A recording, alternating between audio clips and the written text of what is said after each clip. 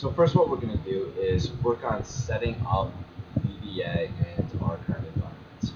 So what you want to begin first is actually add the developer tab that's over here.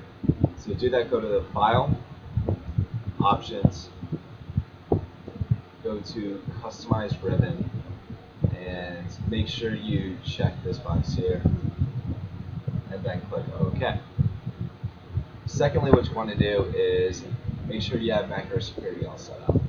The option you should choose is disable all macros with notification. So basically, before any macro can run from a workbook that you just opened, it'll say, hey, enable macros or not, and you hit enable macros. And after that, we're going to open up the IDE.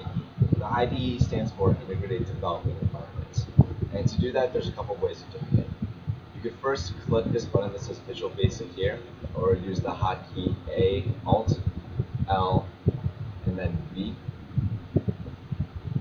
But you could also just hit Alt and F11. That's my favorite way of doing it. So usually what you'll see is a blank thing. I have a couple of add-ins here, so that's why you see some of the stuff pull up. But what you'll want to do is click up to this workbook if you haven't already. You'll see here in the project window, this is one of the windows that we're going to be going over. It has book 1. This is currently the title of my worksheet because I've named it anything else, that's what it's defaulting to. So these brackets will fill in something differently. This here is the window where you'll be writing all your code, and this is the properties window. And this is where you can be changing some different objects. We won't be using this at the very beginning, but will later on in different lessons. I also like to have the intermediate window up, and this is used for debugging. And I also like to have the locals window up, and this is used to see what the current values of the different variables are. Now, in order to get all these, your screen probably doesn't look like this.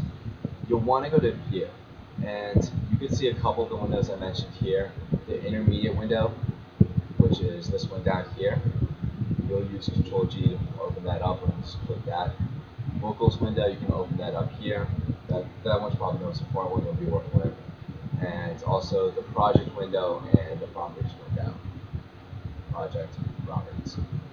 But you'll also want to know how to add modules. Now, modules is where you'll primarily be storing most of your code. So to do that, you go to the Insert tab and you can click Module here. That's what you'll be working with. There's also user forms and class modules, which we'll be working with later on. But to do that, once you click Module, you'll see Module 1 popping up. Under the Properties window, you can change this to whatever module you want. It doesn't really matter what it is, it's just something that makes sense to you. And this is where you'll be writing all your code in this big space right here.